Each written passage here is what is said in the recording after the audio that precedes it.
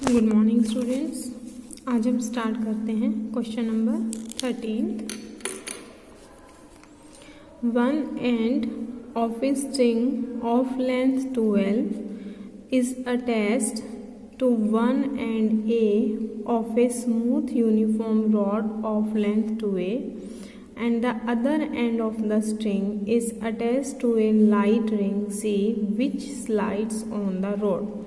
देखो यहाँ आपके पास एक रॉड दे रखी है, uniform rod of length 2a। Rod की लेंथ 2a है। मैं सबसे पहले यही ड्रॉ करती हूँ। Question number 13, let this is the uniform rod AB जिसकी लेंथ गिवन है 2a। One end of a string of length 12 is attach to one end A of the uniform rod. एक स्ट्रिंग आपके पास है जिसकी length 12 है। String का एक एंड रॉड के ए एंड से कनेक्ट है और स्ट्रिंग का दूसरा end the other end of the string का दूसरा end is attach to a light ring C। दूसरा जो स्ट्रिंग का एंड है वो एक रिंग C से अटैच्ड है। रिंग C कहाँ पर दे रखी है? Slides on the road. देखो this is the road AB। Suppose करो यहाँ आपके पास एक रिंग है, C रिंग है जो इस रॉड पर स्लाइड कर रही है। तो एक स्ट्रिंग आपके पास है, स्ट्रिंग का एक एंड तो A से अटैच है, दूसरा एंड इस रिंग से अटैच है। मीन्स इस तरह से आपकी एक स्ट्रिंग दे रखी है। स्ट्रिंग का एक एंड रॉड के एक एंड A से अटैच है, स्ट्रिंग का दूसरा एंड जो रिंग है उससे अटैच है। फिर से पढ़ते हैं। और जो स्ट्रिंग है उसकी लेंथ है 12। इस one end of string of length 12 is attach to one end of a smooth uniform rod of length 2a and the other end of the string it attach to a light ring C। Ring के बारे में बोला है which slides on the rod. The string passes over a smooth pulley O। जो string है इस तरह से आपकी स्ट्रिंग आएगी, वो किसी पुली के ऊपर से पास कर रही है। और सपोज करो ये आपके पास रिंग है, यहाँ एक पुली है, दिस पुली इज O। पुली के ऊपर से स्ट्रिंग पास कर रही है। स्ट्रिंग का एक एंड रॉड के A एंड से कनेक्ट है, स्ट्रिंग का दूसरा एंड रिंग C से कनेक्ट है। रिंग रॉड AB पर स्लाइड कर रही है। स्ट्रिंग जो है वो आपकी एक पुली के ऊपर से पास कर रही है और स्ट्रिंग की लेंथ है 12। मीन्स पूरी की पूरी AOC ये पूरी लेंथ आपको दे रखी है 12।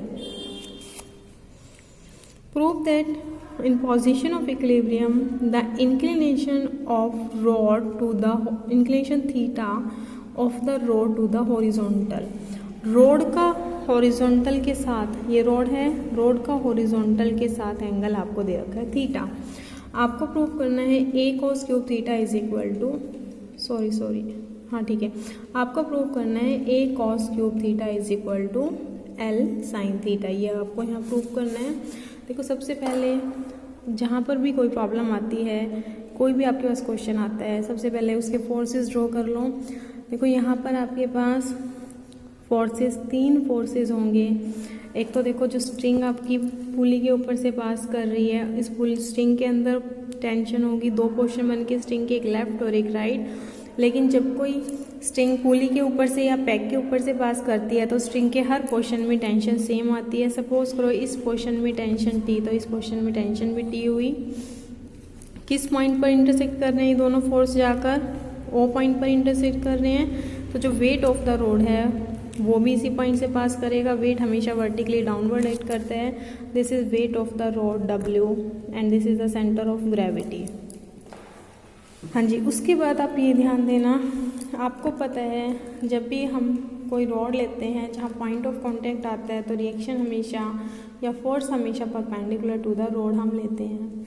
तो यहाँ पर भी देखो ये रिंग है, रिंग रॉड के कांटेक्ट में है, यहाँ एक रिएक्शन आएगी परपेंडिकुलर टू द रॉड।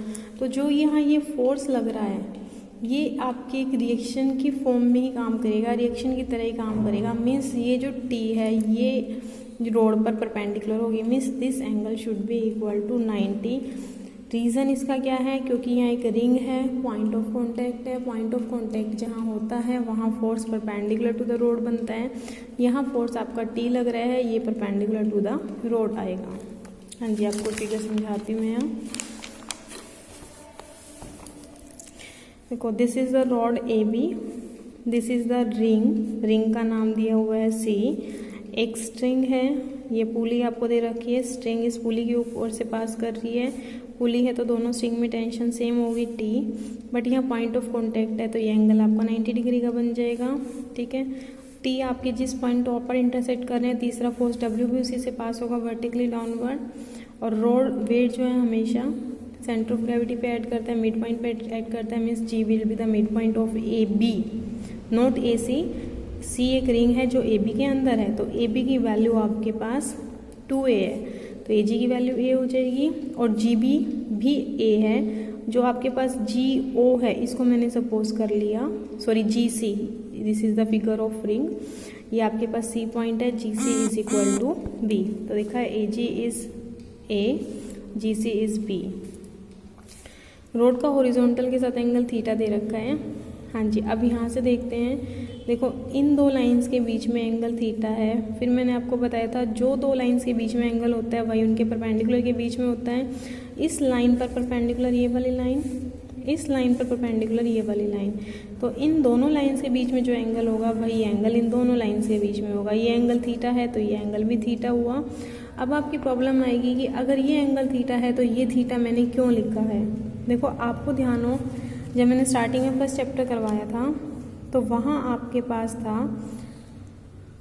कि अगर दो इक्वल फोर्सेस आपके पास हों तो उनका रिजल्टेंट हमेशा बाइसेक्ट करता है एंगल को। आपको ध्यान हो, अगर मैंने यहाँ भी पी फोर्स लिया, यहाँ भी पी फोर्स लिया और पैरेललोग्राम से इनका रिजल्टेंट निकाला था, तो रिजल्टेंट इनके बीचों बीच आता है अगर दोनों फोर्स हों। अब देखो यहाँ जो दो फोर्स हैं, इस तरफ फिगर से बताती हूँ, यहाँ दो फोर्स हैं, एक फोर्स टी और एक फोर्स टी। इन दोनों का जो रिजल्टेंट आएगा आर उसके इक्वल, ये सॉरी जो वेट है वो इसके इक्वल अपोजिट होगा, तभी आपका सिस्टम इक्विलिब्रियम में रह सकता है। तो इसीलिए आपके पास ये टी और ये टी, इन दोनों का जो भी आपका रिजल्टेंट आएगा वो इस डायरेक्शन में आएगा, तो डब्ल्यू शुड भी इसके इक्वल और अपोजिट होना चाहिए। जब ये रिजल्टेंट इसको बाइसेक्ट कर रहा है इस एंगल को, तो यहाँ से डब्ल्यू भी इस एंगल को क्या करेगा, बाइसेक्ट करेगा, मीन्स जितना ये एंगल होगा उतना ही आपके पास ये एंगल आएगा। मैंने रफली इसका थोड़ा सा प्रूफ भी किया है, वही फर्स्ट चैप्टर से ही किया है कि tan theta is equal to, दोनों फोर्स के बीच में हम एंगल क्या लेते थे, पी और क्यू के बीच में एंगल अल्फा लेते थे, उसी तरह से किया है T sine alpha, P sine alpha, P plus Q cos alpha लेते थे। यहाँ मैंने टी लिख दिया क्योंकि दोनों ही हमारी टी की वैल्यू है, तो टी कॉमन आई कैंसिल हो गया, यहाँ पुट किया, साइन टू अल्फा का फॉर्मूला लगाया, two sine alpha by two cos alpha by two, 1 plus cos two alpha का फॉर्मूला लगाया तो 2 कोस स्क्वायर अल्फा बाई 2, तो यहाँ से सॉल्व करके theta is equal to alpha by 2, theta is equal to alpha by 2, यानी कि जो रिजल्टेंट, आपको ध्यान हो मैंने वहाँ जब आपको काम करवाया था तो इस तरह से हमने काम किया था कि आपके पास एक पी फोर्स, एक यहाँ आपके पास क्यू फोर्स है, ये रिजल्टेंट है, इन दोनों के बीच में हम अल्फा एंगल लेते थे और इसके बीच में हम थीटा एंगल, तो यह थीटा हमारे पास अल्फा बाई 2 आ गया, मीन्स थीटा क्या आ रहा है, इसको बाइसेक्ट कर रहा है, बीचों बीच जा रहा है अगर दोनों फोर्सेज इक्वल हैं।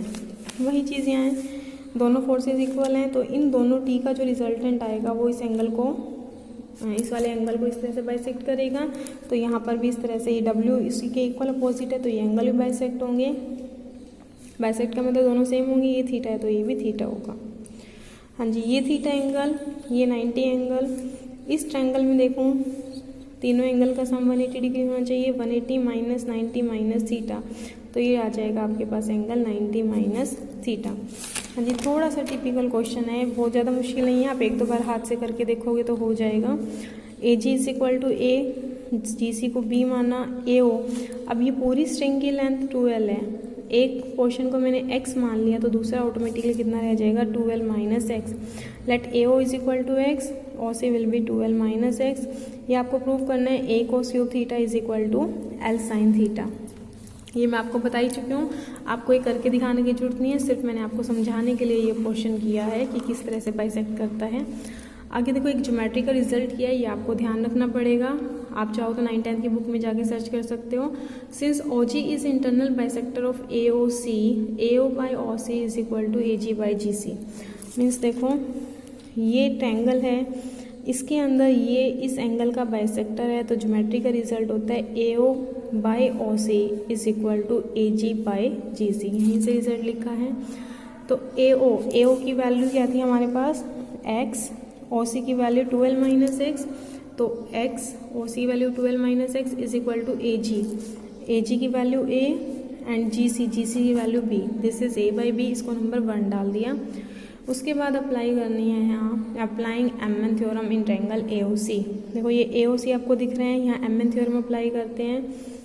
एम एन थ्योरम अप्लाई करो इस ट्रायंगल के अंदर, तो इसकी लेंथ ए, इसकी बी, तो ये बनेगी A plus B cot 90 minus theta, A plus B cot 90 minus theta is equal to A cot theta minus B cot theta, means A cot theta minus B cot theta. उसके बाद solve किया, इसको solve करने के बाद यहाँ पे देख लेना नंबर 2 आ जाएगा इजीली, ए माइनस बी अपॉन ए प्लस बी की वैल्यू आ गई tan स्क्वायर थीटा। इसके बाद यहाँ हमने अप्लाई करना है कंपोनेंडो एंड डिविडेंडो। हाँ जी, कंपोनेंडो डिविडेंडो अप्लाई कर देना, तो यहाँ से टर्म आ गई A by B is equal to 1 plus tan square theta upon 1 minus tan square theta. A by B is equal to 1 minus tan square theta upon 1 plus tan square theta, ये formula होता है cos 2 theta का, तो ये बना 1 by cos 2 theta, B is equal to A cos 2 theta, इसको number 3 डाल दिया। नेक्स्ट देखो in triangle ji O C, next क्या लिया है जी ओ सी, एक राइट एंगल ट्रायंगल है। इस ट्रायंगल के अंदर टेंजेंट 90 माइनस थीटा निकालो। आपको पता है थीटा के सामने वाला परपेंडिकुलर, साथ वाला बेस और 90 के सामने वाला हाइपोटेन्यूज, तो ये हाइपोटेन्यूज हुआ, ये परपेंडिकुलर, ये बेस, tan 90 माइनस थीटा होता है परपेंडिकुलर ओवर बेस, तो ये आ जाएगा O C upon G C. tan 90 minus theta is O C upon G C. O C की वैल्यू थी आपके पास 12 माइनस एक्स और जी सी की value B, 12 minus X B cot 90 minus theta, sorry tan 90 minus theta cot theta, B को इधर ले गए, B cot theta is equal to 12 minus X, number 4 डाला। अब इस 4 को 1 में यूज़ कर लो। हाँ जी, 4 को 1 में यूज़ करो, तो यहाँ हमने किसकी वैल्यू पुट करनी है 12 माइनस एक्स की, 4 में 12 माइनस एक्स है, यहाँ 1 में 12 माइनस 1 एक्स की वैल्यू पुट कर दो, तो एक्स अपॉन यहाँ से 12 माइनस एक्स की वैल्यू पुट हुई B cot theta is equal to A by B, तो ये आ गया हमारे पास ए बाई बी से बी कैंसिल हो गया, X equal to A cot theta, इसको नंबर 5 दे दिया। अब क्या करना है 3 को 4 में यूज़ करो। 3 में देखो बी की वैल्यू थी, ये बी की वैल्यू आपको किस में यूज़ करनी है 4 में करो, बी की जगह पुट किया ए कोस 2 थीटा, यहाँ से देखो बी की वैल्यू थी ए कोस 2 थीटा, वो यहाँ सब्स्टिट्यूट की, cot theta is equal to 12 minus X, A cos 2 theta cot theta 12 minus X की वैल्यू ऊपर से 5 से पुट कर दी ए कॉट थीटा, फिर ए कॉट थीटा की टर्म लेफ्ट पे ले आई, प्लस की बन जाएगी, ए कॉट थीटा कॉमन लिया, 1 plus cos 2 theta is equal to 12 A cot theta, यहाँ 1 प्लस कोस 2 थीटा का फॉर्मूला यूज़ किया, 2 कोस स्क्वायर थीटा, 2 से 2 कैंसिल हुआ, इसको सॉल्व करोगे तो आपका रिजल्ट आ जाएगा। तो स्टूडेंट्स ये क्वेश्चन थोड़ा लंबा है, इसमें आपको 3 स्टेप्स याद रखने हैं। अगर 3 स्टेप्स आपने याद रख लिए तो क्वेश्चन मुश्किल नहीं होगा। 3 स्टेप कौन से आपको याद रखने हैं। फर्स्ट स्टेप ज्योमेट्रिकल रिजल्ट कि ओजी इंटरनल बाइसेक्टर है तो A upon O C is equal to A G upon G C. Second step M N theorem apply करनी है, ठीक है। एम एन थ्योरम उस ट्रायंगल में अप्लाई करना है जिसमें 3 एंगल दिख रहे हैं, तो एम एन थ्योरम। थर्ड जो रिजल्ट आपको ध्यान रखना है कि इस राइट एंगल ट्रायंगल में आपने टेंजेंट 90 माइनस थीटा निकालना है। इन 3 रिजल्ट से आपके पास 3 इक्वेशन तैयार हो जाएंगी। देखो पहले ज्योमेट्रिकल रिजल्ट से पहली इक्वेशन तैयार हुई, एम एन थ्योरम के रिजल्ट से हमारे पास दूसरी तैयार होगी, इस ये 2 और 3 तैयार हुई है, पर आपने देखा है हमने 2 यूज़ नहीं की है कहीं पर भी। 2 में कंपोनेंडो डिविडेंडो लगा के जो नई इक्वेशन आई है वो 3 आई है, इसको यूज़ करना है। तो पहले तो आपने ज्योमेट्रिकल रिजल्ट लगाया नंबर 1, दूसरा हमने एम एन थ्योरम अप्लाई करी, number 2 M N theorem apply करी और कंपोनेंडो डिविडेंडो, नेक्स्ट वो इक्वेशन।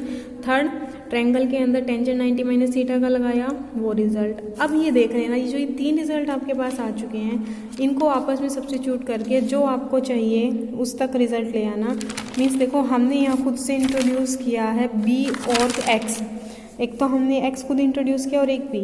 तो ये जो 3 इक्वेशन आपके पास आई हैं 1, 3 और 4, इन तीनों को आपस में यूज़ करके आपको x को एलिमिनेट करना और b को एलिमिनेट करना है। जैसे आप इनको एलिमिनेट करोगे आपका रिजल्ट आ जाएगा। आप एलिमिनेट किसी भी तरह से कर सकते हो, ठीक है। देखो 4 को 1 में पुट करने का पर्पस ये था ताकि यहाँ x कम हो जाए, 12 माइनस एक्स हटा तो सिंपल x की वैल्यू आ गई, x की आ गई। फिर मैंने क्या करा, 3 को 4 में क्यों यूज़ किया, ताकि b भी हट जाए, b हट गया, x ऊपर से पुट कर दिया, तो आपका रिजल्ट आ गया।